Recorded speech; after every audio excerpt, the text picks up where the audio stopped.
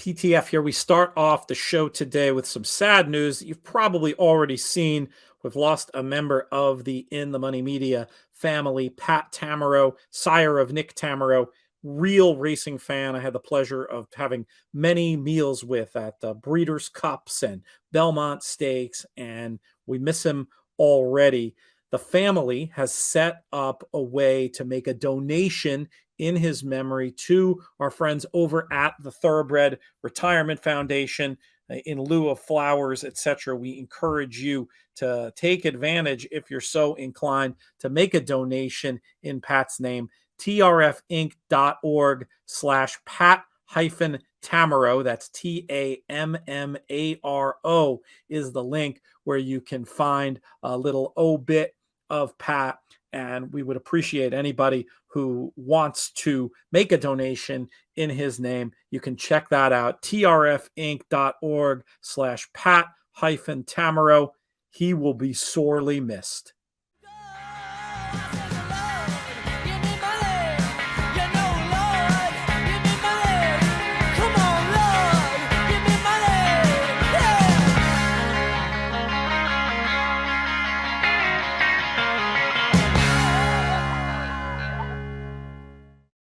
Hello and welcome to the In the Money Players podcast. This is our show for what day is it? It is Friday, January 21st, talking about the races for Saturday, January 22nd. Peter Thomas Fornatal back with you in the Brooklyn bunker once again.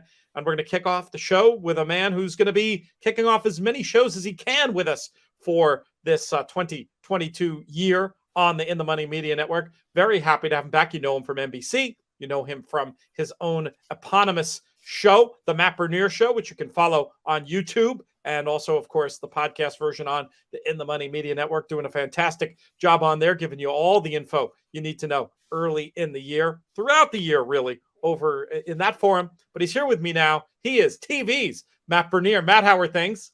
I'm good, Pete. Hopefully we can do a little bit better than we did for the folks last week. I feel bad. Some of the horses weren't particularly good.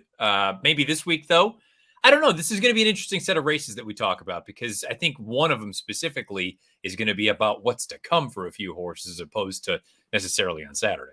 I think that sounds right in multiple instances. We've got one race that feels like a prep for the I suppose the Saudi Cup, and then we've got of course Triple Crown action as well. Going to be looking at Fairgrounds. We're going to be looking at Oaklawn, and let's dive right in. Actually, maybe we'll do a little chitter chat after not one of our more loaded late week players podcasts, just where we are in the calendar. We do have a bunch of other content going up today, but it's going to be in other places, covering a lot more Fairgrounds on an In the Money Plus show. Folks interested in checking that out and hearing what Frank Vagvolgyi has to say can go over to inthemoneypodcast.com/plus. And then we've got a completely separate show for Gulfstream. You can check out that Gulfstream show. That's not going to drop till tomorrow. And then we're actually taking a week off from West Coast coverage, but we will be back looking at Golden Hour races next week. But on this show, we're going to start off with graded stakes action at the Fairgrounds. Race number 13, 6:49 Eastern is the scheduled time for this Grade 3 Louisiana mile and a 16th on the dirt. On paper, Matt, it sure looks like a match between Mandaloun and Midnight Bourbon. Is that how you see it? I think from a likelihood standpoint, yes, it's between those two horses. And this also happens to be a race that doesn't look like it has much speed signed on. So Midnight Bourbon theoretically should be in a pretty comfortable position. The thing that concerns me about him, he was in a pretty comfortable position in the Clark when we last saw him, and he spit the bit pretty badly. You have a pretty full makeover now. LASIX for the first time, blinkers for the first time. I don't know how he's going to react to that. And on the flip side with Mandaloun, I'm curious your take, because this very much feels like a prep, a means to an end to get to the Saudi Cup. And also, as much as I love the horse, I mean, the fact remains he was a little bit of a nut job last year, where he ran in spots, and when it looked like he was going to go off and win by 5, he would win by a neck, or he wouldn't win at all. So these are two really short prices that, I have to be honest, I'm not thrilled taking a short number on either of them. Do you have a reasonable alternative is my question for you.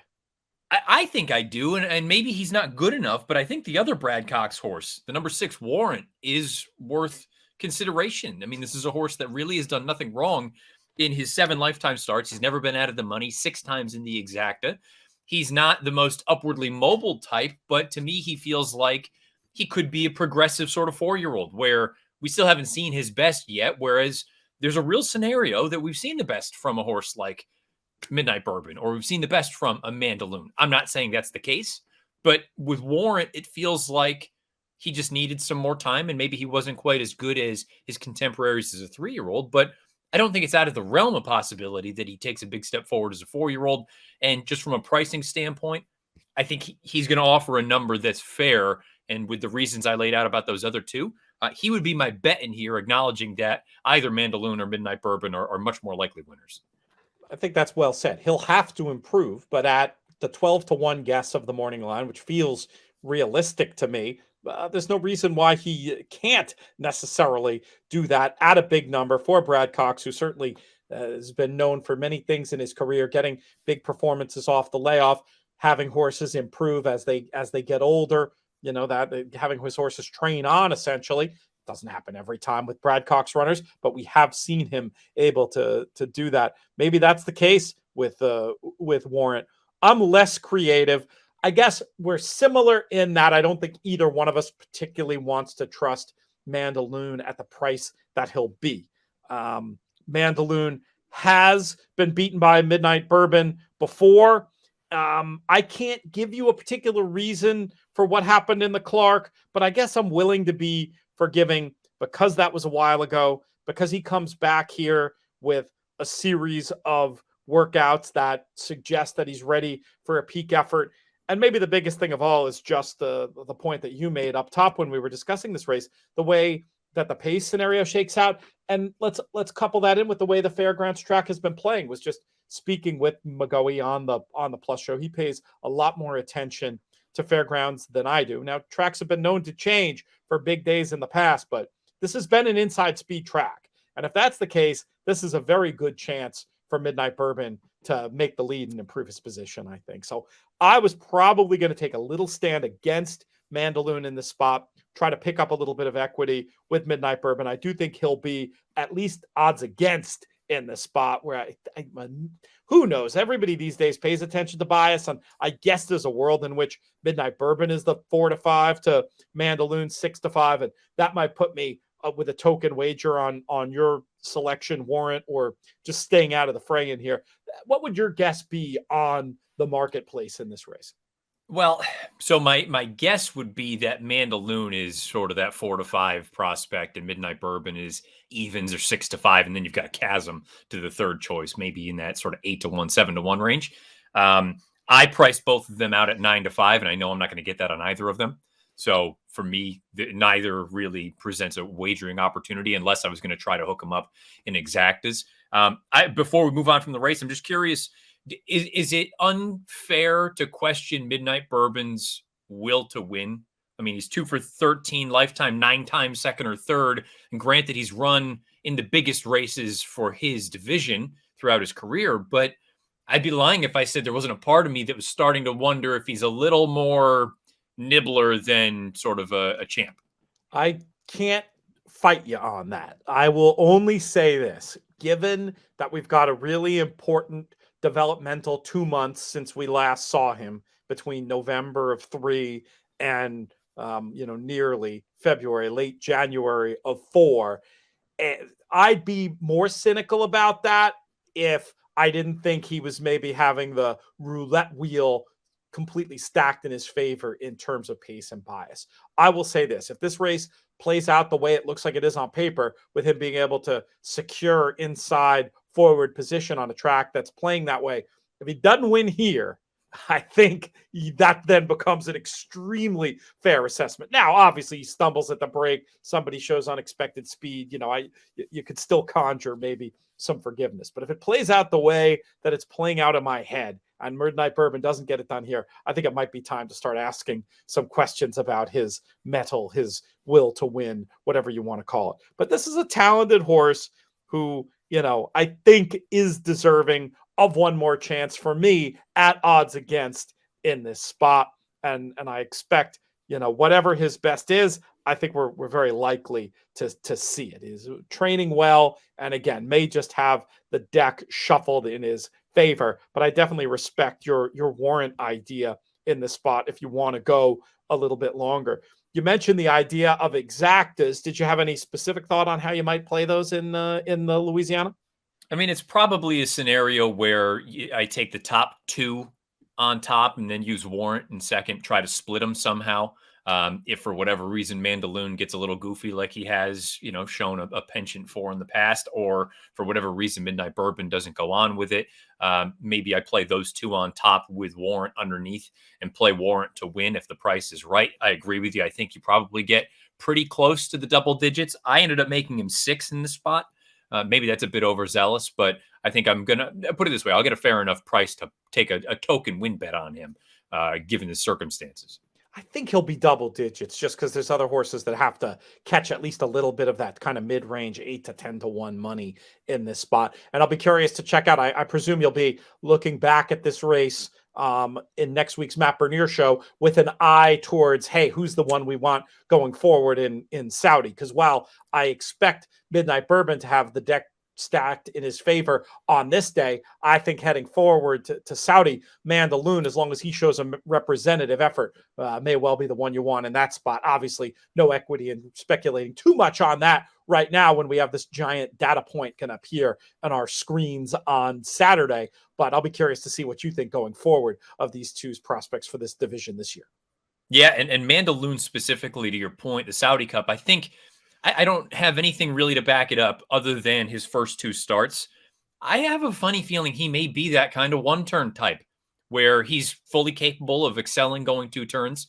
Mile and a quarter, probably pushing it a little bit. I think we saw that in the Kentucky Derby. I talked to Florent Giroux after the race. He said he got a little bit tired at the very end, but they're all going to get tired going a mile and a quarter that early in their career. But I could see if he runs well in the Saudi Cup, there's no reason to think that a race like the Met Mile doesn't come into consideration. Who knows what the situation is going to be up at Saratoga with the reintroduction of the chute. I don't know what kind of races they're going to card, but that could be another interesting option if for whatever reason you're not looking at a mile and an eighth Whitney or any of those other races. But my gut tells me that Mandaloun has the higher ceiling than Midnight Bourbon. We'll see how it all plays out on Saturday and going forward. Let's talk about the nightcap on Saturday in New Orleans. The grade 3 Lecomte, these 3-year-olds going a mile and a 16th on the dirt. Very curious, Matt, to hear your idea of the winner in this one. Yeah, and maybe this is going a bit overboard. If the Kentucky Derby were run tomorrow, I think I would be picking Epicenter. I'm very high on this horse. I think he's very professional. I think he has the traits that you need in a modern Kentucky Derby winner. And when I say modern, we don't have the wild paces. It feels like it's a bit more formful and tactical speed goes a long way. He ticks all of those boxes. Again, the professionalism for me is the thing that sort of sticks out. And it's wild that Steve Asmussen has won effectively everything there is to win, but the Kentucky Derby. Maybe we're at the point now where a horse like Epicenter is the one who can get the job done. I find it interesting that Joel Rosario comes into town specifically for this mount. And again, I just think he's going to work out a perfect trip. I don't mean any disrespect to Papa Cap or anyone involved with him. I think he's a very talented horse, probably still a little underrated, but I'm very high on Epicenter, and I think he's going to get the job done. I can see it for sure. And I love Rosario for this horse. Rosario's presence on him almost made me pick him because he is so good at keeping something in reserve. And the way I see this trip playing out, that's going to be super useful. I mean, I'm hoping stalk and pounce tactics are what we're going to see from Epicenter. Is that the trip, or do you think he'll try to take the bull by the horns? Well, I think a lot of it, you'll wait and see how the break goes, but I would imagine he probably parks himself right off of someone's flank, very similar to that trip that he pulled in the most recent race in the Gun Runner, where I think if for whatever reason the horse wants to go, if you go back and watch the tape of the Gun Runner, he just sort of naturally moved up into the lead. He wasn't headstrong. He wasn't pulling Brian Hernandez that day. He just went on with it. And I think if that scenario presents itself again, Joel's not going to fight him. If he wants to go, he'll go. And again, to me, that's almost the sign of an exceptional talent, that if you're not crazy keen, it's part of the reason that I'm against Cyberknife in here. I think Cyberknife's got some things to work out, and I'll be curious your opinion on him. I think he's a little green. There might be some upside there, but I think he's got to figure some things out. I think Epicenter has the mind already, and I think that's going to give him And just in general, a professional horse is going to have the leg up on somebody who sort of, uses up some energy doing some goofy things. Cyberknife may at some point be there. Maybe he will be there on Saturday. Who knows? But I like the fact that Epicenter feels like he's got his head screwed on right. He knows what his job is. He's naturally gifted. I just think he pulls that sort of beautiful pressing trip. And if he decides he wants to go down the backside, so be it. My fear about Epicenter is potentially getting caught a little bit wide. That's also my fear with Cyberknife. I'm more worried about it for Cyberknife than Epicenter. I definitely want to keep Epicenter on side. I'm okay taking on Cyberknife. I think between some of the qualities he's exhibited that you've described, I also think Giroux, who hasn't been riding fairgrounds on a regular basis, I'm stealing a Frank McGoey point here. I think it's very likely he'll be sitting outside and clear in a trip that hasn't been working. Overall, I'm going to take a shot, I think, with the 4 Trafalgar in this spot. And part of why I like Trafalgar so much, I love the versatility he's shown in running style. That's something I suppose that you could say of a couple of these runners. But I also just really like that this is an Al Stahl runner in the 4th career start. He's known for being more conservative, bringing them along slowly, not dancing dances on the Triple Crown trail just because they're there. Lets the horse really tell him where the horse is going to go. And I think that aggressive spotting of Trafalgar in this spot suggests to me that he's got a big forward move coming. And I'm hoping he can get a ground-saving trip. And maybe there's a bit of a party up front with Surfer Dude, with Epicenter, with Cyberknife, with maybe hoping sort of for that scenario that Papa Cap even gets ridden a little bit more aggressively. Maybe the last move could be the best move, and maybe that comes from Trafalgar. 5-1 in the morning line. I'm hoping that is going to be a realistic price with all the others that have to take money. There's also an alternative scenario in my mind where Papa Cap just trips out absolutely beautifully in this spot, sitting in behind the speed on his best form, on his best numbers, should be right there. My fear, the reason I don't want to pick him on top is just because I do think he'll end up being a significant favorite even over Epicenter. I like the race 4, 3, and 5. Those are the numbers that I'm going to play, but I definitely do, from a value point of view, want to push Trafalgar a little bit and play a little bit more of him. What do you think of his chances? Who are the other numbers you like to come with Epicenter in here? First, Trafalgar, I was interested in trying to project what kind of trip he was going to pull, because that race most recently that he won, the pace was so soft. I think it's going to be considerably faster. I don't think it's going to be fast, but it's going to be much quicker than what he saw in that most recent run. And if he has to come from too far out of it, what kind of trip does he pull?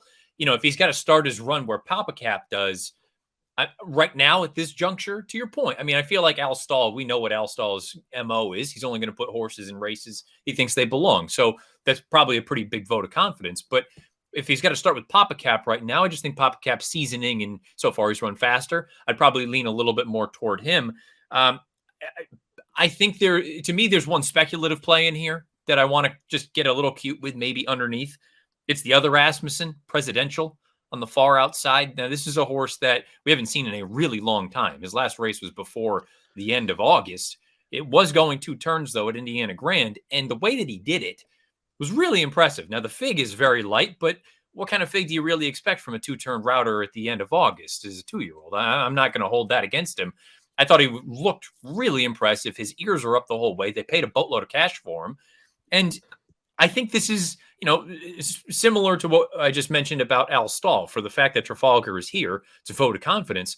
Asmussen could have brought this horse back in a number of spots, and instead he thrusts him into a spot where arguably his main male charge is in here, an Epicenter. So I think this is a pretty confident placing for this horse. The outside draw is no bargain. I don't know what kind of trip he's going to get, but at a giant price, I want to play around with him a little bit underneath in exactas and tries.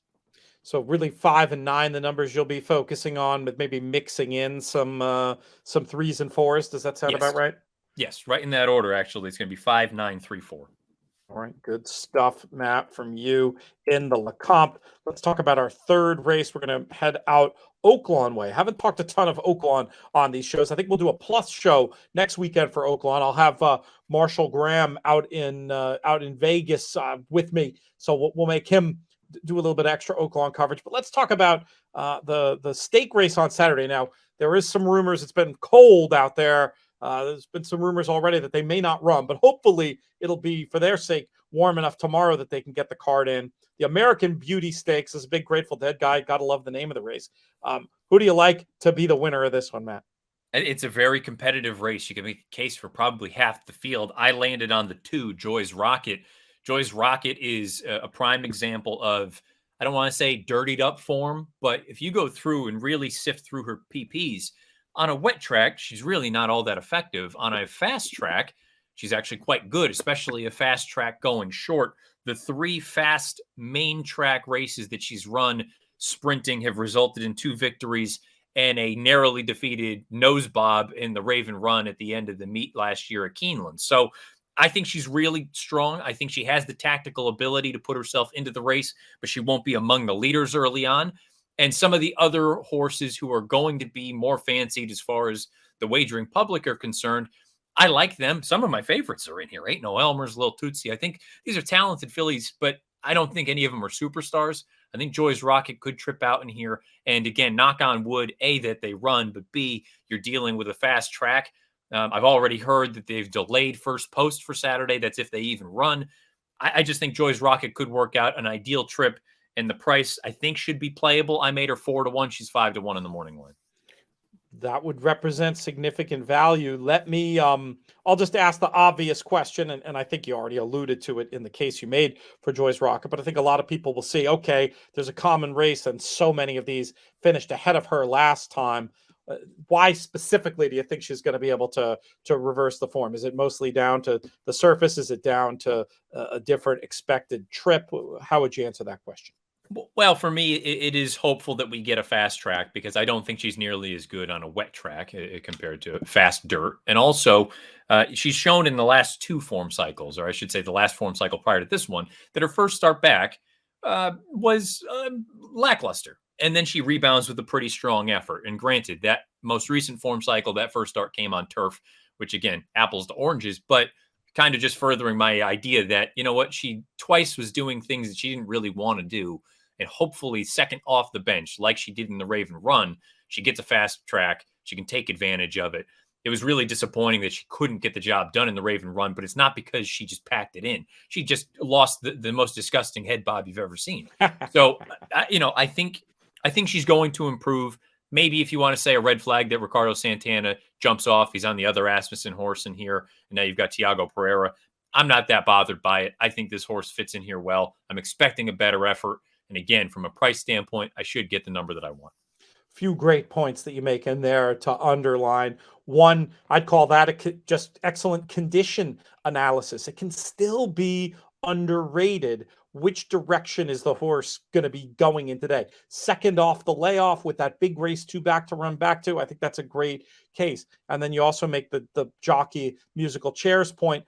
Generally speaking, that's the kind of angle that the crowd cottons to perfectly. I'm not saying there isn't signal in following the Barnes Top Rider and where they end up, but it's signal that the crowd responds to. And if you're willing to go with the theoretically, unfancied runner from the top jock, almost always, I would say, you're going to get compensated in terms of price. So it's not like that's meaningless that he picks the other horse, but it is meaningless in terms of your decision relative to the market because you're getting compensated in price. Just a couple of things to underline. I apologize. I didn't get the chance to handicap this race. I'm not going to pull a pick out of my hat here. We'll just leave it with you on that one, Matt. It's been so great having you back on these late week shows. Look forward to hearing the Matt Bernier show. Watching, I like watching because I love what you're doing with the videos on there too. Help us out. Also, go to the YouTube channel, subscribe to the In the Money feed, and make sure you get updates whenever Matt is posting. Hopefully, looking to beef up some of the content on the In the Money YouTube page this year as well. Hopefully, some more news on that soon. Anything else you want to chat about? A closing thought for this weekend, Matt? No, just really looking forward to next weekend. I know you're going to be out in Vegas. I'm going to be down at Gulfstream. It feels like it's an old school heavyweight battle where, no disrespect to anybody else running in the race or any of the connections, it feels like it's, mano y mano. It's Knicks go. It's Life is Good. They have the exact same running style. May the best horse win. I can't wait to get down there. I love it. I would like to see the old school wrestling poster slash heavyweight boxing poster. Somebody out there, some graphic artist out there, make us the poster. We want to see what it looks like, and we're definitely looking forward to a great weekend of action. Tons of content coming next week on the network. Going to be doing some special stuff for our friends at Adelphi. Going to be doing a show about the claiming game and how connections and trainers approach that and how that might help you as a horse player. And I've already started recording for our NHC pregame show. Couple of interviews in the can already. Some real in the money favorites going to be making appearances. Check that out. Subscribe to us on iTunes, Spotify, wherever you get your shows, and listen along to that as well. We've got, if you're traveling out to Vegas, we've got the plane ride covered. You might not even need the 1.5 speed. We might have, or you might need the 1.5 speed. We've got so much for you. I meant to say, Matt, thank you so much. We'll be checking in soon. You got it, Pete. Today's show brought to you in part by our friends at Adelphi Racing Club. Adelphi Racing Club is a true horse racing community. The founding partners at Adelphi have been involved in other partnerships and syndicates. They've owned horses on their own, and they've created Adelphi with the goal of blending the benefits of solo ownership without any of the hassles with the thrill of the partnership experience. This is going to be an interactive partnership. Access to people on the team, trainers, bloodstock advisors, other partners, and there's going to be terrific information provided about your horse in multimedia form, including podcasts from the In the Money media team. There's an exciting class of yearling prospects you can get involved in by top sires like Street Sense, Lauban, Frosted, and Taprit. And there's a brand new claiming and private purchase partnership as well. Join the club at AdelphiRacing.com. Reach out to Matt at AdelphiRacing.com or follow on social at Adelphi_racing or on Twitter at Adelphi Club. Next up on the show, very happy to welcome back one of our regulars.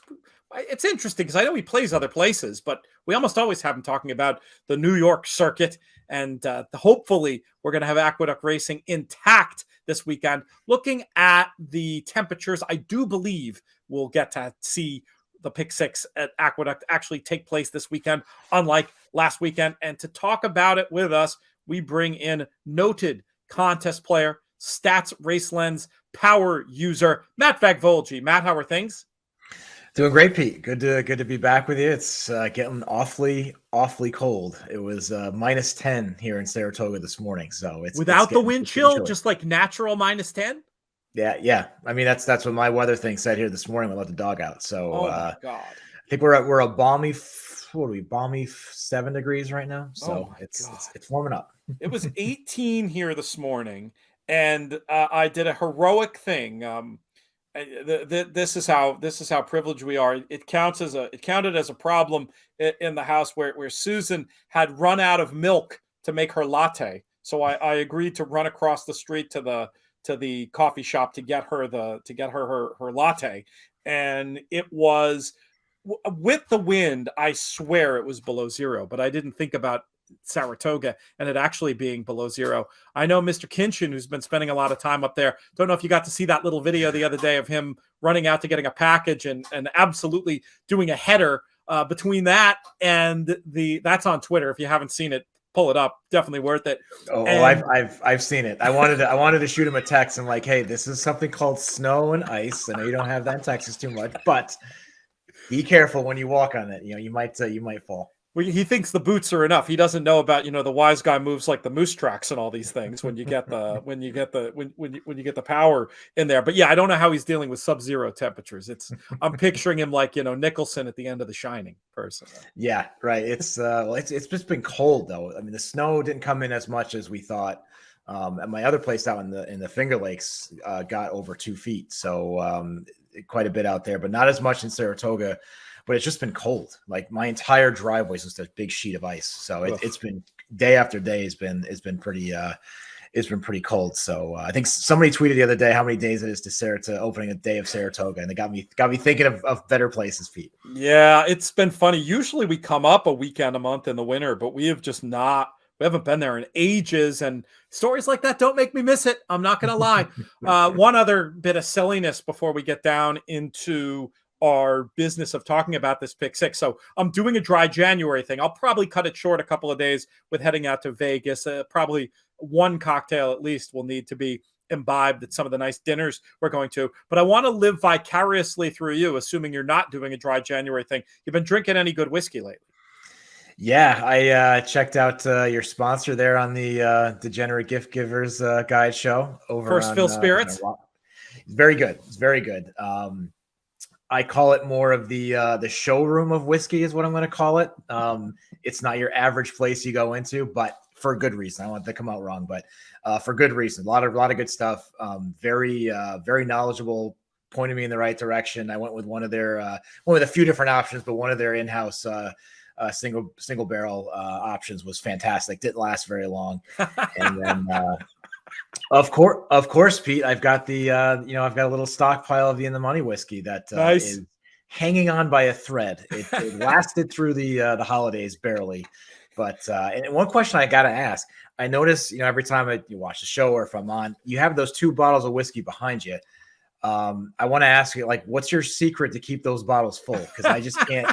Mine seems to go empty every time, and I don't know what happens to it. So. I think of them as props. I'd like to tell you that I've hollowed them out, and that's actually iced tea in there. That would be a lie. Those are full bottles, but yeah, we've got we've got enough in reserve that I just sort of think of them differently. I'm very excited about my new prop that's going to be appearing here behind me in a few weeks, though. I think you probably know what I'm referring to. Well, it's probably the beautiful award. That's the award-winning Pete Fornatel is gonna let everybody know about it. So as you should. Congratulations, on that. That's just got to be a great honor, and it's got to be really cool to be appreciated like that for all that great work. Yeah, I didn't mean to have to make you point out the award. I was just thinking of how pretty it's going to look behind me. I guess the key thing there is going to be if I can win the arm wrestling match with Naomi and Matt Taylor to actually have it behind me. I considered getting a replica trophy, but it's like getting an Eclipse replica trophy. It's like here's another first world problem. It's like 6 Oscars. I mean, I can't understand how these things cost this much. But anyway, hopefully I'll win the arm wrestling match and we can have it there. If nothing else, we'll have it there a third of the year. We'll just ship the thing back and forth. But yeah, in all seriousness, what a thrill. Really excited to be going out to the ceremony. We're going to record a little awards acceptance speech. That'll be a lot of fun. And it just was made all the more special by the fact that At the Races have been such an important client of mine since the pre-Racing Form days, and then also, of course, getting to do a project with Naomi. We've had so much fun, whether it's up in a hot air balloon or right here on terra firma. Anyway, hopefully that will be appearing in the background along with the other ephemera. Maybe it'll take up so much room that we need to drink one of those whiskeys the next time we're together. Hey, listen, if you need help, you know where I'm at. So, and I was going to say, Pete, I was going to send you as a gift. I was going to send you a hot air balloon of your choice. Any ride, anywhere, anytime, just let me know, and I'll send you the gift certificate to get you back up there again. Because I know you loved it so much, so you got to get back up there. Fortunately, I don't think they have those in Lexington, so I think I'll be safe at the next Breeders' Cup. But Naomi has already suggested skydiving, and I vetoed that out of hand. Yeah, so I would pass on that one as well. So I'm with you there. We'll see what we can come up with. You always gotta come up with the next act, the sequel. What are you gonna do for an encore? That's the question we have to answer next. All right, enough silliness. Time to talk horse racing. Race number 4 at Aqueduct is the one that kicks off this pick 6. 1:48 Eastern is the scheduled post time. We've got 3-year-old New York bred maidens. How are we going to light this candle, my friend? Well, first of all, hopefully they run, right? So, like you mentioned before, it being so cold, but hopefully we get out in the track tomorrow. I think the race goes through. There's obviously some first time starters in here you got to be aware of, but I think the race goes through the number 2 Hot Rod Rumble. Again, first time gelding, first time Lasix, been a positive combination. Just been really competitive in looking at those maiden races. I think they're much more competitive than what we'll see today. Again, I think it's a logical morning line favorite. I think it's a horse I certainly want to use. Another one I'll use as well, first time starter, the Englehart with the 6, the first time starter with Vargas aboard. Just has some good numbers, over the last 5 years, first time starters, 3-year-old and up, 17% wins, positive 17% ROI. and a nice median price, getting left off the board a little bit at $9. So I'll use those two primarily as I'll use the 2, the 6, and also the 7 as A's. Similar situation. I think it's just been really competitive, fits with this group. If the firsters don't show up, we'll certainly be involved. And another one that I want to use as a backup. Again, I know a shorter field. I'm using a bunch here, but the one I want to see what the price is. I just want to see if you get some action on that horse with Central Pride. The main 3 I'm going to use here, though, Pete, 2, 6, and 7. I'm going to lean a bit on the 2 as well. All right. I like Hot Rod Rumble as well, where numbers are very similar. Figure edge, possible controlling speed, and the firsters don't leap out of the page. The firster I do want to use is the 6 Moped Dennis that you mentioned. Gut says this one might be a little bit better time and distance, but looking at that dam, 3 winners from 4 starters, and 2 of them did win first out. So maybe even with AP Indy on that dam side, there's a little more precocity than it seems. Probably don't want to get beat by Moped Dennis as long as there's any sign of life, either in the way the horse looks on the track or the betting market. I'll have 6s. One that you didn't mention that I think might be worth keeping on side is the 5 Juggler, more of a B. But my angle on this one was, given some of the popping and stopping we've seen from Juggler, maybe this is the type to really benefit from the addition of Lasix. Barn obviously needs no introduction as well, having a strong meet. 2, 6, and 5 for me. For you, you had 2, 6, 7 on the A line with the 1 as a possibility / backup horse. Let's talk about race number 5. Fillies and Mares, $16,000 claimers, going 6 on the dirt. I was going to reach out for one that I think might be a bit of a price on top. Number 3, Appreciate. This is a dropper with plenty of finish and good figures on the other surface. If the form can transfer from the turf to the dirt, that seems doable based on the bloodlines. Look, this horse is 1 for 46. I'm not interested in as a favorite, but if this horse is a price, I think there's a real opportunity in a race that appears to have plenty of speed. I also will use the entry as A's, Grape Therapy, and 1A Carly Hustle. You can tell stories about each of them, especially Carly Hustle, who has a nice blend, I think, of speed and stamina to get the right kind of trip in this spot. And then another 1 for $1 million type that I do probably want to keep on side is the 5 Queen Tiga. In terms of weight, has a chance to be the best speed. I don't feel like I have a very strong handle on this race, but I was going to use the 3, the 1 entry, and the 5. How do you see it? Similar, Pete, and I'm also confused by this race. I can use every horse. I can knock every horse pretty much, or within reason. The horses you mentioned, certainly for all the reasons, like my top play is the 3 as well. Oh, that's interesting. Yeah, and I'm just looking for something different, and I just see a horse that's competing against much better on the turf. Like you said, if that form can transfer over, I just think, again, not only I think it's the best horse in the race, but might get the best setup, right? I think you've got some cheaper speed that might go to the front end, so could sit the trip. I'm not in love with the entry, to be honest with you, but I will use, because these park shippers have been doing so well coming in here to Aqueduct. So I will use the 1 as well. Another one I wanted to throw in, I don't know. This horse might be able to trip out a bit, and again, has to step up and run against much better today, but is the number 9 going, gone. It seems to be always around that number. Like I said, against less, another park shipper coming in, but has always run against some pretty moderate paces. I think might get a quicker pace today and actually might just sit in that second wave and be able to pick up the pieces. Again, I think really important, again, watch this track, right? That's been my theme. I've passed on sequences because I'm watching how the front end is playing and just saying it's, not worth getting involved. But again, if it's playing fair, I think this horse has a big shot as well. So I'm going to use a bunch here. I'm going to use the 3, 5 in the entry as A's, and also I'm going to back up here with the 9 as a B. Just think might be a big price and might get a good setup. Makes sense.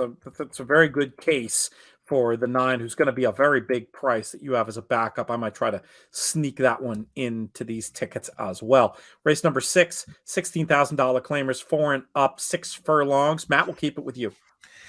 It's another tough race. I'm interested to hear what your opinions are. The top 2 I'm going to lean on here. The 1, South Sea, should probably be the favorite in this row. Is the morning line favorite, should be the favorite at post time. Also, too, I do like the 9. I would say if you're to play pick a best play here would be the 9. I think just based on the trip, just based on the class, I mean, this is going to be by far, I think the worst field this horse has run against in some time. Again, gets Lascano. Linda Rice is certainly cold, so you gotta factor that in a little bit there. But I liked, again, the 1 and the 9 for me are going to be the top plays. Another one at a big price, just on pace, if we are speed favoring, I think the 11, on the outside. I know it's a 6 furlong sprint, but this horse has shown get me to the front and I'm getting home, and has done it a few times. That's always something I like to see. I think is the clear early pace, so might be able to get out there and run with it. So the 1-9 is A's, and I'm going to back up with the 3 as well as the 11 as well for B's. But the 1 and the 9, I think I want to try to get by this race on. We have similar numbers. The 1 South Sea, I did make the top selection, part of the potent 1-2 punch for the Sharp Maselli operation. The runner's getting back to what he likes to do best, and I always like to see that. I like to see Sharp outfits claiming and making a change. The horse fits on numbers. Very, very obvious contender. I was interested that the Maselli barn had another one in here, and I wanted that one as well. That's the 2 Summer Bourbon, not just a hunch play. A winning type, looking very well spotted off the claim. And then there's the whole why enter 2 when 1 would do for the Sharp outfit as well. That applies with Summer Bourbon. I'll have some 2s. And then you mentioned the 9 Betrays por Ciento. Looked very flat off the bench, but you mentioned the Rice Barn being cold. That's still true. But I feel like in December, the last time this one ran, they were colder than cold and comparatively doing a little bit better now. And the horse just fits and deserves another shot on the drop. I can't disagree with what you said about the 11 either, Lohengrin 2. I didn't have in my original reckoning, but I do think I'll put some 11s in the mix as well, because you're right. This is the clear speed at a level at which that can be very dangerous. And with extreme weather, sometimes come biases. I mean, granted, it could go the other way as well, but keep an eye on the track and potentially some 11s on the tickets in race number 6. We'll move on to race number 7, the first of our 2 stakes. It's the Jazzle, going 1 mile and an eighth with $100,000 in the pot. I put the number 2 First Constitution on top in this race. Coming here in good form, I was envisioning the right kind of stalk and pounce trip in this spot, hoping that on breeding, this 1 mile and an eighth is going to agree with him. It didn't work out well the last time at the distance, but that race was just a too bad to be believed. I like First Constitution's chances in here. The 7 Forewarned, I thought looked like the best closer, and I think that last race is good enough to put him in the mix if he can replicate it.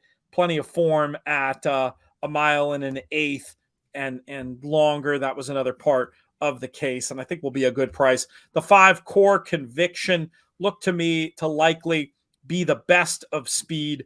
We'll see about the distance for this one, but anytime a horse has a chance to be loose, I'm going to be paying a little bit extra attention. I'd like to keep the 5 in the mix as well. A lot of ways you can go in here. A lot of potential speed, which gets particularly interesting when you're talking about 1 mile and an eighth dirt race. Super curious to hear your numbers. I've got a 2, 7, and 5, but I have little conviction.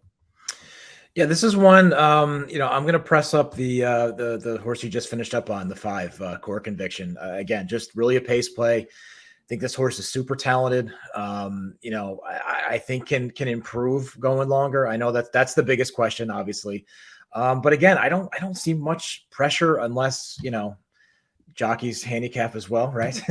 can press and stay closer. But I see this horse on a clear lead, and we've basically have seen it. Last time out was an example of that, hung on late.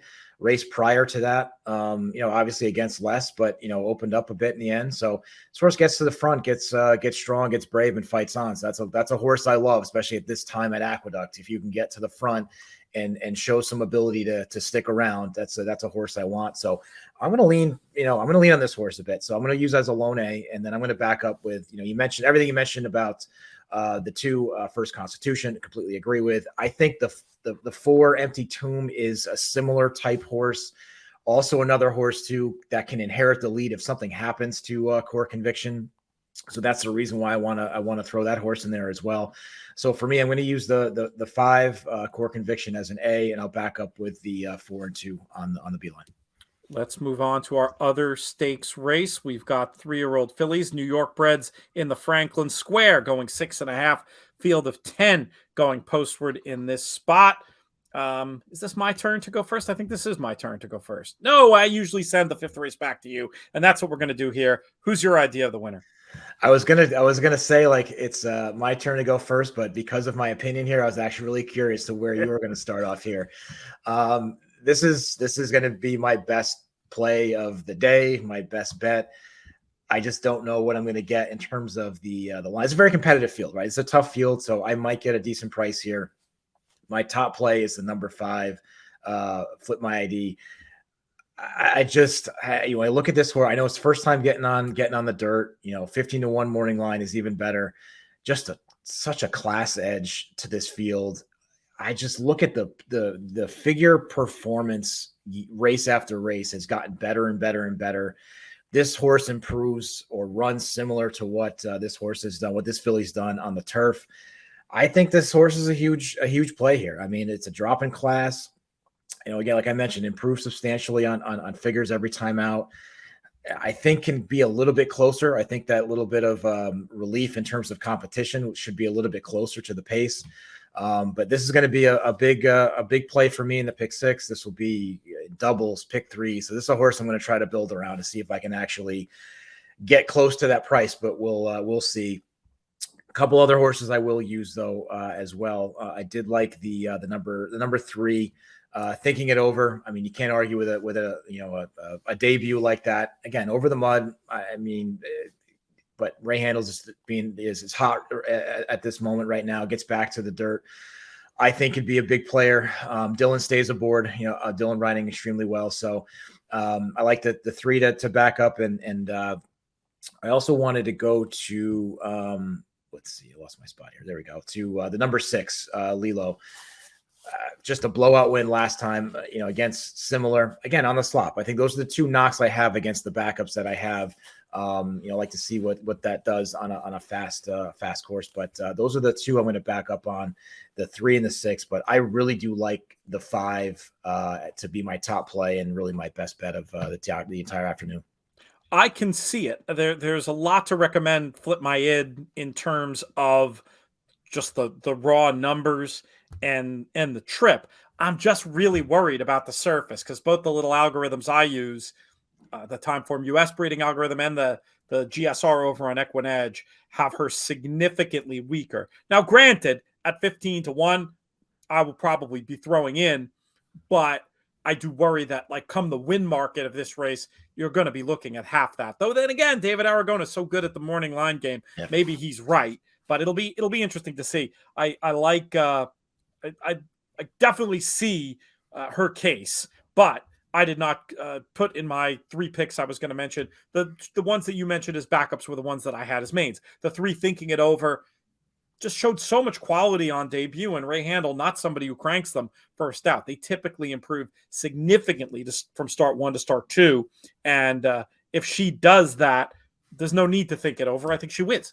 I'm going to go for her as the top pick. And then Lilu, very impressive last time out. Definitely appeared to have something up the sleeve in terms of further improvement, and any further improvement also would make her tough to beat. Aggressive ride under Carmouche expected. The other one I wanted to have in the mix for sure was the 9. She's a wild joker, has a class and experience edge, might be able to prevail based on those. I've got a 3, 6, and 9. On your enthusiasm for the 5, I will include as a backup, and I certainly don't mean to talk anybody off of her at that price. And another thing you can mention in her favor, historically, who better in terms of choosing surfaces for a runner than Mike Baker, right? So yeah, and that's part of it. That's part of it as well. And I think it's also a good example of, if you have that conviction of pressing it, right? You know what I mean? Like that's where I feel like playing early on, I would add a lot of horses because I was nervous of the horse, basically finishing, like those moments we've all had. And if you haven't had it, you haven't been playing long enough, or you're lying, right? Where your best bet, where the camera's still on the line and finally your horse comes along,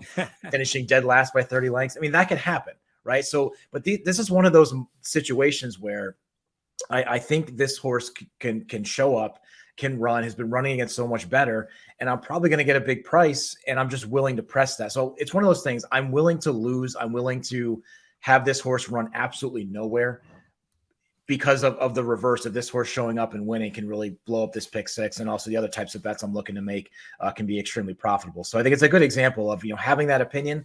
Don't be afraid of losing. Don't be afraid of the horse. Just one of those where, you're dead in the water, a second into the race. I think it's one of those plays that I think that once I've started doing that, my hit percentage has gone down, but my ROI has gone up. And I think that's where you want to be at the end of the day. That's the name of the game. That's the name of the game. Absolutely. You can't, if you play from a place of fear, I mean, what's the old expression? Scared money never wins. And that's what that means. And you're too inclusive, when you're too afraid to go out there on a limb and take a chance. It's going to be very hard and have a very negative impact on your ROI. Whereas when you can just bet with confidence, you're going to do better. It may sound a little like soft or whatever, but I'm telling you from experience, it's not. And I think some of it comes down to the just with the takeout and the difficulty of horse racing in general, that you've got to be more surgical if you're going to turn it around. Yeah. And just, I'll give you a personal stat of my own, just reviewing numbers from last year. My number one handled bet was the Naira pick six last year. Lowest hit percentage, by far my highest ROI. Yeah. So, I mean, I know it goes with the bet, but I mean, it does come down to, when you start to drill down to it, it comes down to situations like this of just taking a shot, leaning on some horses instead of trying to, what I say, buy insurance around it, right? You're paying insurance premium to get to the next leg.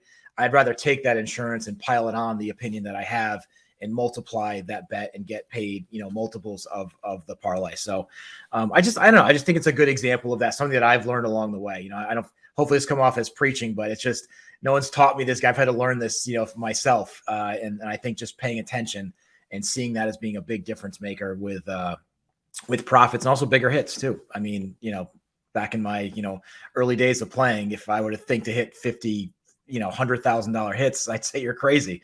Right. But again, when you're playing to a level that it almost becomes an expectation when you get into situations like this. And one other point I'll make about insurance, I'm not against insurance when you can find ways of betting a little to win a lot. But one thing in horse racing, I'm not even against, if you have a strong opinion, the idea of trying to bet a lot on a shorter price to win a lot. But when it comes to your insurance plays, the one thing you really don't want to do is bet a lot to win a little. And if you can try to excise those plays from your repertoire, and I still will be too conservative at times and essentially be doing that, where my cover plays are costing too much and not winning enough. When you can have ways of, and we've talked about this on the shows before, Mike Maloney talks about it in the book, and we're not going to get into a whole discussion about it here, but that general concept of covering yourself where you cannot spend that much to win a significant amount, that's fantastic. I will give one example of it. In the last leg of a pick six, let's say you're alive to 3 runners, and there's another runner that, you add as a C and you're no longer alive to, but, a danger, a horse that you genuinely like, but didn't make it onto your ticket. If you want to put those horses, those danger horses, over your horses in an exacta, I love that insurance play, because you're not spending that much. And then at least if the horses that you really liked run second to your danger horse, you're still getting paid. You're at least getting your stake back. And I love that form of insurance precisely because you're betting a little to win a lot, not the other way around when it's not your prime play. That's one example where I think insurance makes sense. But generally speaking, putting more on what you actually think is going to happen, that's the way forward. Yep. No, I totally agree. Totally agree. Let's move on to our nightcap race number 9. We've got 4 and up New York bred maiden claimer quarter types, 25,000 going 1 mile on the dirt. Matt, how are we going to get paid? So there's three horses I wanna look at, and this kind of plays into that last discussion we had, right? There's two price horses that I like that I think could be a pace play, but also have got some stamina to hang on there, and that's the number 7 War Novel, and also the 8 Oliver's Fortune. Oliver's Fortune, I would say could be a little bit more on the cheaper speed type. The 7 War Novel, I think might be able to step out and actually have a little bit more early speed and get a clear lead. But I just feel that these two horses will probably be, decent prices. I don't think they'll be on anyone's, top picks, but I think can set a clear lead. And again, if this track continues to carry speed, I think they're going to be there in the end. If these two go head to head and really start to grind each other out, I really do think that it does set up for the morning line favorite, Shinjuku, right? I think gets the best trip, can really sit behind those two and can pick up the pieces in the end. So I do think it's a deserving favorite on the morning line. Those are the three that I want to use the most as A's. I'm going to throw in the 9 as a backup, Bohemian Ruby. Visually and just handicapping, I don't really like this horse, to be honest with you. You're probably wondering, well, why the hell are you talking about it? My power index has this horse so far and above this field. Sometimes I don't understand my own math and my own algorithms, but when it does step up to that point, I have to pay attention to it because I keep track of, all the, hit percentage and stuff like that. And it is pretty good at this level. So that's one horse I just don't want to, and, math is smarter than me. So I'm going to include that one as a backup. But my primary 3, I really do like the 7, the 8, just getting out to the front and hoping to hang on. But I think it might set up for the 3 as well. So 3, 7, 8 as A's and backing up with a 9. You make a compelling case about the 7 and the 8, and I'm tempted to sneak in there because I do have both clear on both the time form pace algorithm, and now for those that don't know, Equinedge now has a pace algorithm as well, and they both look pretty strong on there. So I may end up going back to the drawing board and sneaking those in as B's. But on my A line, I did have the obvious favorite for the reason you said. I think Shinjuku is just going to trip out perfectly. Excellent stock and pound situation. This is a barn that does well off the layoff and a very logical favorite. I like Bohemian Ruby. For me, this was a trip handicapping play. I thought that was a legit troubled trip last time, not breaking well, rushing up into the action. Let's give him another chance with a better break, and also blinkers off could help there as well. I have one that requires imagination, but hear me out on number 6, Bellboy. Just 2 absolutely impossible trips. And this is only the 3rd start, so a progressive type. And Pat Reynolds is one of these trainers. I just expect them to get better with their racing. And I think this is a 15, 20 to 1 type horse once again. I do want some 6s. So it's always tricky when the favorite is your top pick and I want to use 4 others. So I'll probably just list it the way I drew it up at first, 3, 9, and 6. But I encourage everybody to take a longer look at your 7 and 8 as well in this spot. Matt, where will most of your action be focused this weekend? Any closing thoughts for us as we wrap up this edition of the show? I like the sequence, especially when I like a price as a horse I'm going to lean on. So certainly going to be diving into this card as a whole towards the end, but also obviously the pick 6 we just talked about. I'm loving the golden hour wagers.